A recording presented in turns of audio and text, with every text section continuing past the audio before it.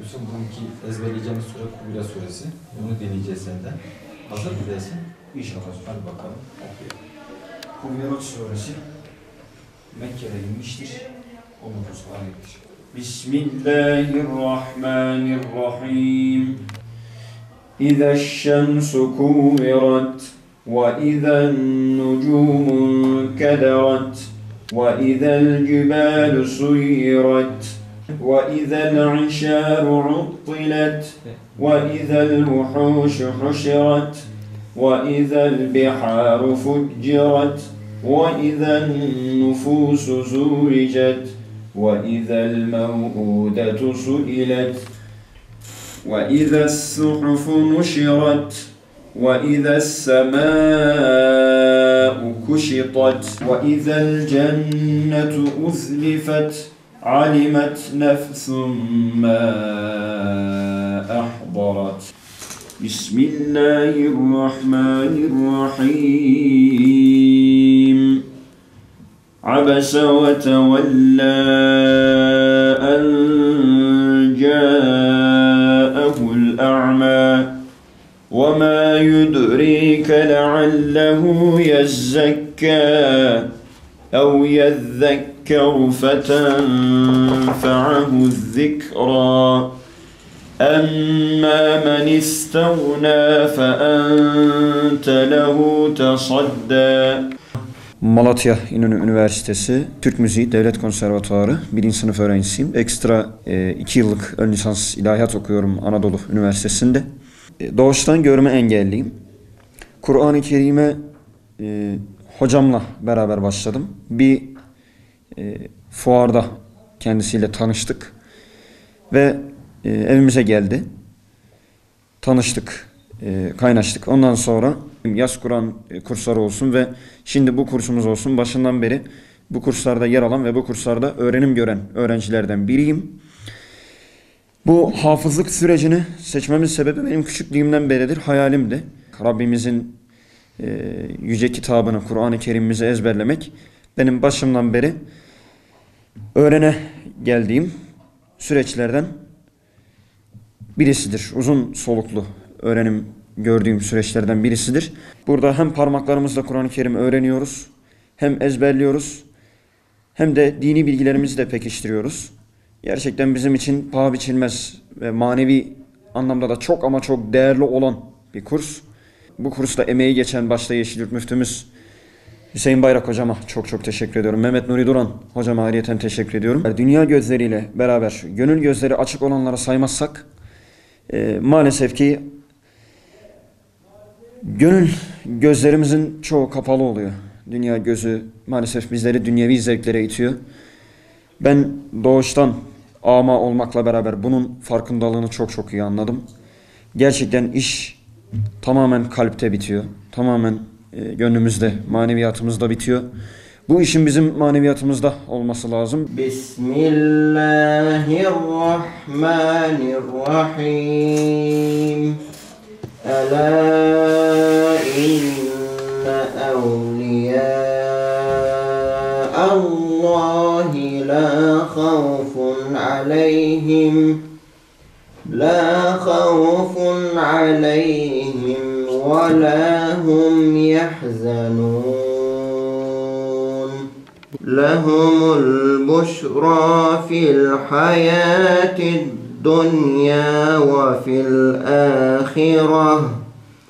La tebdile li kelimatillah. Lise mezunuyum. Hafıza başlamamın sebebi çünkü önceleri dinleyerek ezberim çok vardı. Dinleyerek yaptım. Sonra Mehmet Nuri hocayla tanıştık. Onunla başladık. Şu anda devam ediyoruz. Hafızaya başlamak güzel duygu. Herkese tavsiye ediyorum. Hafız olamam diyen herkese tavsiye ediyorum. Biraz çaba, gayret gösterildiği takdirde hafızlık güzel bir duygu. Hem Yeşilyurt Müftümüze hem de ilçe il müftümüze de teşekkür ediyorum. Sonra da Mehmet Nuri hocamıza da teşekkür ediyorum. Bismillahirrahmanirrahim. وَالصَّافَّاتِ صَفًّا فَالزَّاجِرَاتِ زَجْرًا فَالتَّالِيَاتِ ذِكْرًا إِنَّ إِلَٰهَكُمْ لَوَاحِدٌ رَبُّ السَّمَاوَاتِ وَالْأَرْضِ وَمَا بَيْنَهُمَا وَرَبُّ الْمَشَارِقِ وَحِفْظًا مِّن كُلِّ شَيْطَانٍ مَارِدٍ. Suriyeliyim hocam. Ben okula da gidiyorum. Bu kursa da başladım. Yeni bir adım attık. Ben ilk geldiğim zaman da Braille'i hiç bilmiyordum. İlk başladığım zaman müftülükte Kur'an kursuna başladım. Braille'i sıfırdan öğrendim. Yavaş yavaş da harfleri çözmeye başladığımda çoğu şükür bu seviyeye ulaştım. Şimdi de hafızlık hazırlığı yapıyorum. Yüzünden bir hatim bitirmem gerekiyor. Ondan sonra zaten belli bir süreden sonra inşallah başlayacağım. İlk başta kesinlikle bir zorluk göreceğiz çünkü yeni bir şey öğreniyoruz. Ama şu anda şimdi halinde söylersem yani şu anda çok rahat bir şekilde okuyabilirim. Normal gören bir kişi gibi. Ama benim farklılığım elle okumaktır. Bismillahirrahmanirrahim.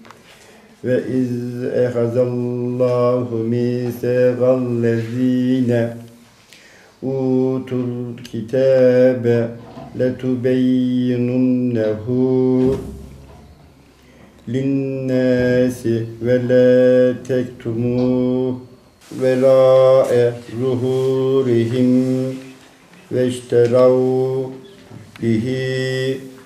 Ben işte hastalıktan dolayı gözümü kaybettim hocam. Yaşım 48. 20 yaşından sonra kaybetmeye başladım. Bir yıl alfabesiyle işte hafızlık Kur'an eğitimi alıyorum. Sıfırdan başladım. Yani benim için çok zor oldu ama çok şükür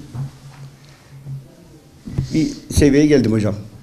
Yaşamak lazım, bu sözde anlatılmıyor hocam. Hocam sağ olsun işte sabah 9-12 arası buradayım. 9 veya 11-2 arası. Evde de çalışmalarım oluyor hocam. Çalışmalarım oluyor. Yani kendimce bir şeyler yapmaya çalışıyorum. Hem dinlemeyle hem okumayla hocam. Hocam dünya gözüyle görürken mazeretimiz çok. Abi maalesef de gözümüzü kaybettikten sonra yani gözümüz açıldı hocam. Kur'an okumaya başladık. Bu vesileyle devam ediyoruz hocam. Cebrail Kurel Kur'an kursunda görme engelli bireylere yönelik kabartma alfabesiyle eğitim veriyoruz. Kur'an-ı Kerim eğitim veriyoruz.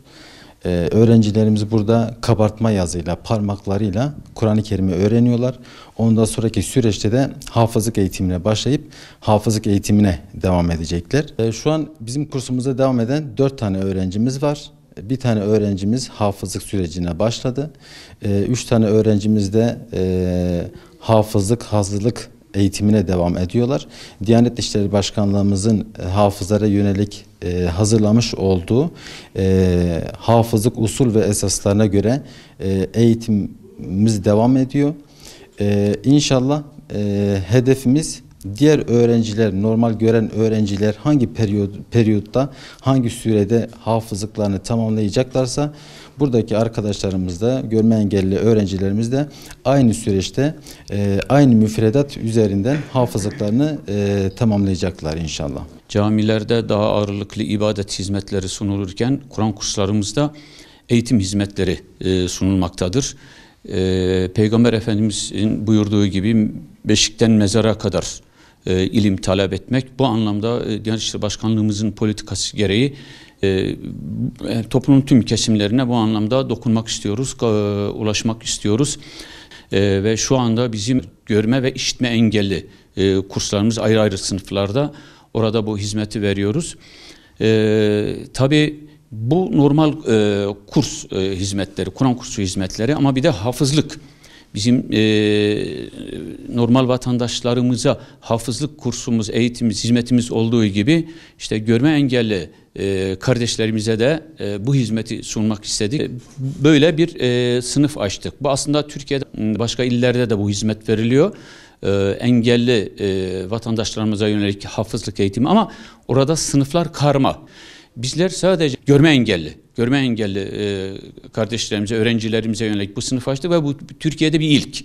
İlk defa sadece görme engellilere yönelik bir sınıfı. Bizim şu anda burada 4 tane öğrencimiz var. Bu hafızlık eğitimine Braille alfabesinden dokunarak aslında dinleyerek hafızlığını, görme engelli olan kardeşlerimiz var. Dinleyerek hafızlığını tamamlayan kardeşlerimiz var. Ama buradaki öğrencilerimiz dokunarak, hem dinleyerek hem dokunarak Braille alfabesi üzerinde bu hafızlıklarını yapıyorlar ve bu dokunarak olduğu için çok daha kalıcı oluyor. Bir ailelere, vatandaşlarımıza, ebeveynlere, anne babalara, velilere çağrımız şudur. Evet, görme engelli olmak bir engel değildir. Asıl olan evet o içimizdeki engeli kaldırabilmektir. Biz o engelleri içimizdeki o gönül dünyamızdaki o engelleri kaldırırsak başaramayacağımız hiçbir şey yoktur. Bu anlamda görme engelli olan evlatlarımız varsa ebeveynlere, velilere çağrımız odur. Mutlaka bizimle iletişime geçsinler. Biz bu hizmeti sunmak istiyoruz. Onlar başarırlar. Bismillahirrahmanirrahim. وَاتْلُ عَلَيْهِمْ نَبَأَ نُوحٍ إِذْ قَالَ لِقَوْمِهِ يَا قَوْمِ الله فعلى الله توكلت ثم لا يكن أمركم